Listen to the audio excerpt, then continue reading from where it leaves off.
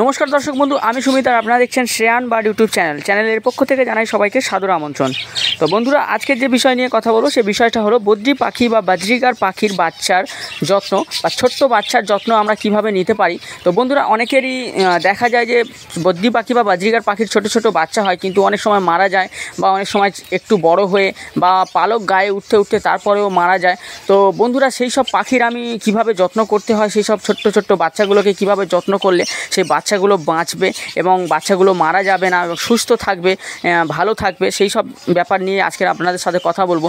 তো বন্ধুরা, এই ছোট্ট ছোট্ট বদ্রি পাখির বাচ্চাদের যত্নটা কিভাবে নিতে হবে এবং তাদের কি খাবার দাবার হতে পারে বা কী কী খাবার আমরা দিয়ে থাকি বা তাদের কি মেডিসিন আমরা ইউজ করে থাকি বা কিভাবে তাদেরকে আমরা পরিচর্যা করে থাকি, সবগুলো বিষয় নিয়ে কিন্তু আপনাদের সঙ্গে আমি আজকের আলোচনা করব। তো বন্ধুরা, তো আজকের ভিডিওটা দেখার পরে আশা করি আপনাদের বাড়িতে যে বদ্রি পাখি আছে তাদের যে ছোটো ছোটো বাচ্চাগুলো হচ্ছে, অনেক সময় যে মারা যায়, অনেক সময় অসুস্থ হয়ে যায়, সেগুলো আর হবে না। ছোটো ছোটো বাচ্চাগুলো আপনারা সবগুলো বাচ্চা ফুটবে, সবগুলো বাচ্চা আপনারা বাঁচাতে পারবেন এই রকম মেথডে কাজ করলে। তো বন্ধুরা, সেই সব নিয়েই আজকে আপনাদের সাথে আলোচনা করব।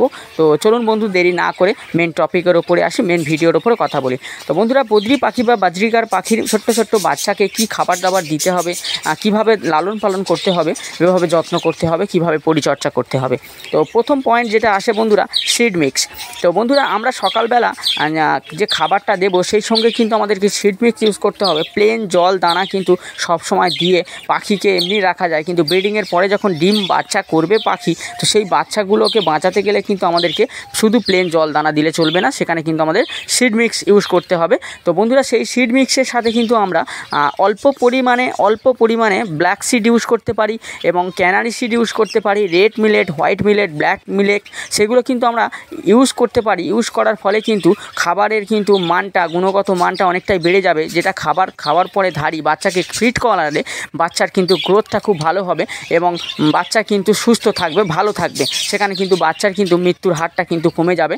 এবং তার সাথে করতে হবে কি বন্ধুরা, আমরা সকালবেলা যখন দানা দেবো পাখির ঘরে, তখন কিন্তু দানাটা কিন্তু অবশ্যই পরিষ্কার করে ঝেড়ে কিন্তু আমাদেরকে দানাটা তাদেরকে দিতে হবে, প্রোভাইড করতে হবে। তো অর্থাৎ আমরা কিন্তু দানার ওপরে দানা দিয়ে দেবো না, সেখানে কিন্তু ওরা যে দানাটা খায় সেই খোসাগুলো কিন্তু আমাদের ওই বাটির মধ্যে রয়ে যায়, সেখানে কিন্তু ওদেরকে ওই দানার খোসাগুলো সরিয়ে দানাটা খেতে কিন্তু খুব সমস্যা হয়।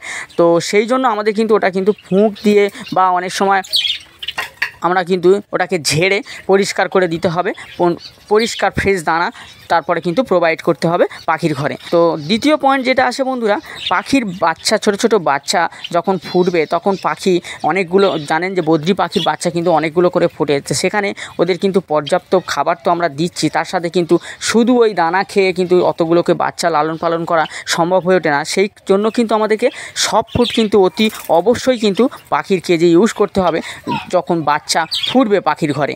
তো সেই সঙ্গে আমাদের সব ফুড কিন্তু কখন ইউজ করতে হবে বন্ধুরা, আমরা কিন্তু সদ্যজাত বাচ্চা ধরুন আজকের ফুটলো, আজকেই কিন্তু আমরা সব ফুড দেবো না। কারণ দেখুন, ওদের একদিন ছাড়া একটা করে বাচ্চা ডিম যেমন পারে, একদিন ছাড়া একটা করে যেমন ডিম পারে, একদিন ছাড়া একটা করে কিন্তু আবার বাচ্চাও ফোটে। তো সেই সঙ্গে আমরা কিন্তু প্রথম দিনই যে বাচ্চাটা ফুটলো তখনই কিন্তু সব ফুড দেবো না, তখন বাচ্চার সাইজটা ছোট থাকে এবং খাবারটা ডাইজেস্ট করতে কিন্তু সমস্যা হতে পারে। তো সেই কারণে আমরা কিন্তু বাচ্চা ফোটার 3 দিন পরে কিন্তু আমরা সব ফুডটা ব্যবহার করা শুরু করব পাখির কেজের মধ্যে বন্ধুরা। তো সব ফুড কিন্তু আমাদের কি দিতে হবে, বাচ্চা ফুটলে কিন্তু আমাদেরকে অতি অবশ্যই সপ্তাহে একদিন কিন্তু এগ ফুড দিতে হবে। এগ ফুড কিন্তু খুবই প্রয়োজনীয় একটা খাবার পাখির বাচ্চার ক্ষেত্রে বন্ধুরা। তো বাচ্চা যখন ফুটবে কিন্তু আমরা উইকলি একবার কিন্তু সব ফুডের মধ্যে এগ ফুডটা কিন্তু অতি অবশ্যই দেব এবং তার সঙ্গে আছে সপ্তাহে এক দিন করে এক রকমের সব ফুড আমরা ইউজ করব। সেখানে কিন্তু গম ভিজানো বা ভুট্টা সিদ্ধ করা অথবা বয়েল রাইস, যেটা আমরা সিদ্ধ ভাত বলি, এগুলো কিন্তু আমরা এক দিন করে ইউজ করতে পারি।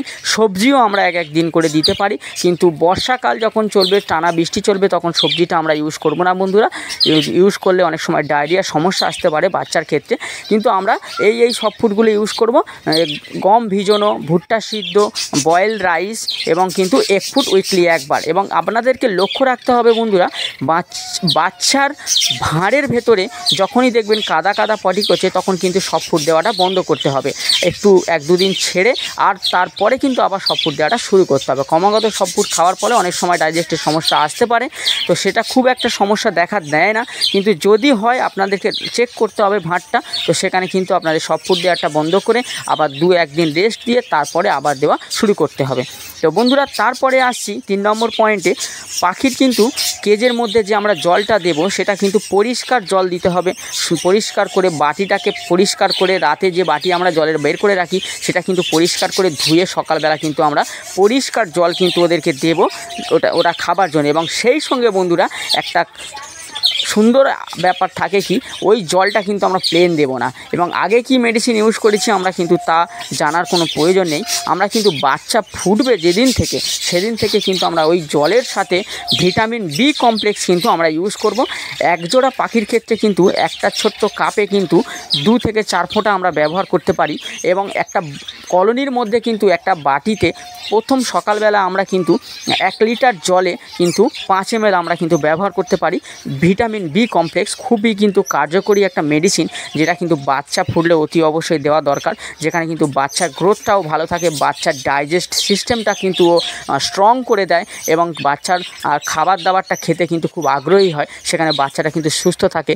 তো সেই জন্য এবং ধাড়িও খেতে আগ্রহী থাকে খাবারটা, তারও ডাইজেস্টের সমস্যা থাকে না।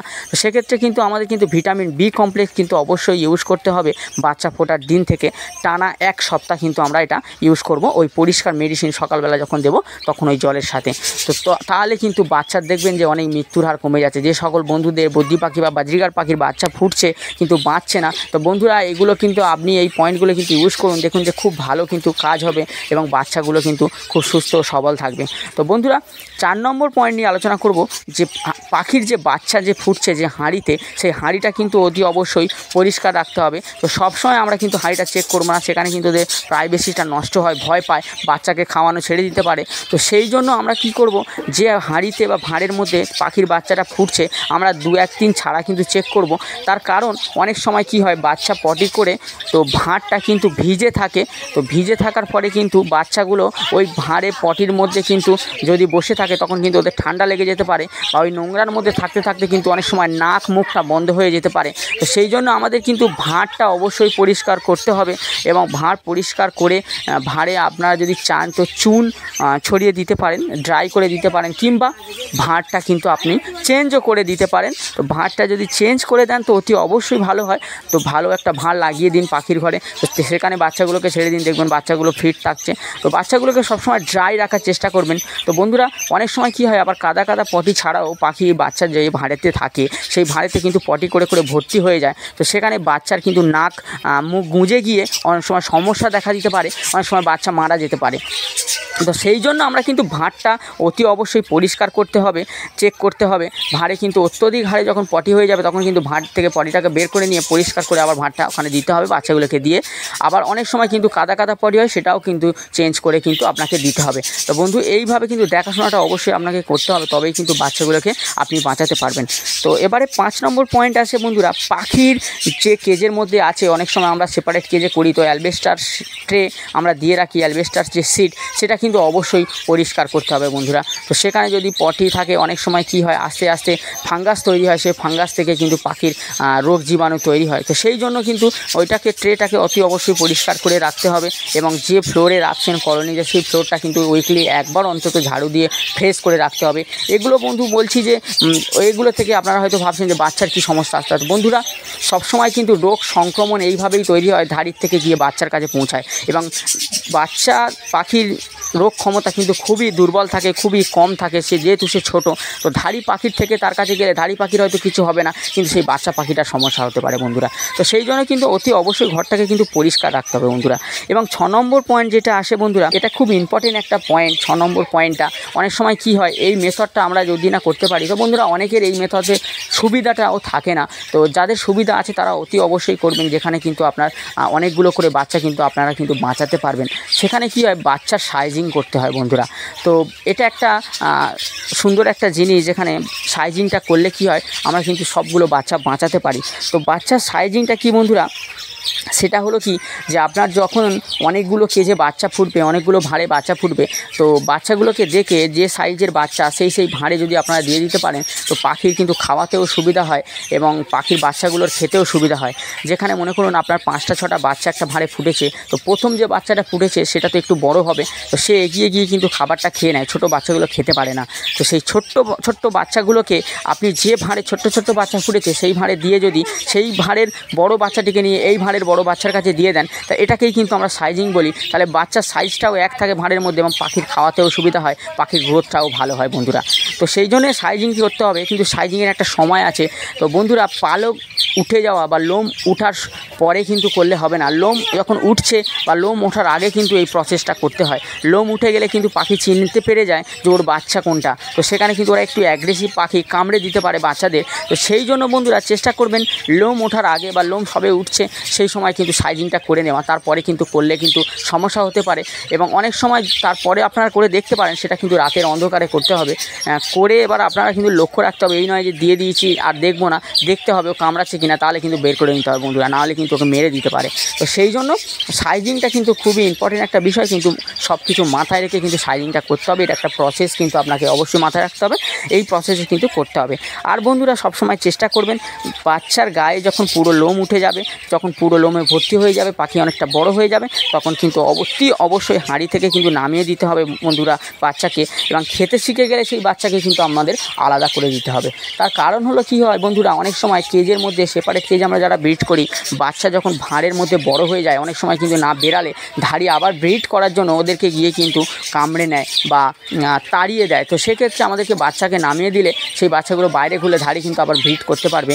এবং অনেক যখন বড় হয়ে যাবে ওদের কিন্তু ডিস্টার্ব করে, মেটিংয়ের সময় ডিস্টার্ব করে, ব্রিডিংয়ের সময় ডিস্টার্ব করে। তো সেই জন্য কিন্তু বাচ্চাকে খেতে শিখে গেলে অতি অবশ্যই ধাড়ির থেকে কিন্তু বাচ্চাগুলোকে আলাদা করে দিতে হবে, আবার ধাড়ি, তবে কিন্তু নিশ্চিন্তে ব্রিডিংটা করতে পারবে বন্ধুরা। তো সেক্ষেত্রে আমাদের কিন্তু এই পয়েন্টগুলো কিন্তু অবশ্যই মাথায় রাখতে হবে, এবং এই পয়েন্টের মাথায় রেখে যদি আমরা কাজ করতে পারি বন্ধুরা, তাহলে কিন্তু আমাদের পাখির বাচ্চাগুলো কিন্তু বাঁচবে এবং সুস্থ সবল থাকবে। যেখানে বাচ্চা ফোটার পরে মারা যায় সেগুলো কিন্তু আর হবে না। তো এই কয়েকটা পয়েন্ট বন্ধুরা, 6টা পয়েন্ট নিয়ে আপনাদের সাথে আলোচনা করলাম। এই 6টা পয়েন্টটা অতি অবশ্যই মাথায় রেখে কাজ করুন, দেখবেন যে আপনাদের খুব ভালো ফল দেবে। আপনাদের পাখির বাচ্চা কিন্তু খুব ভালো হবে, গ্রোথ ভালো হবে এবং বাচ্চা কিন্তু মারা যাবে না, বাচ্চার রেশিও দেখবেন আপনারা বেশি পাচ্ছেন।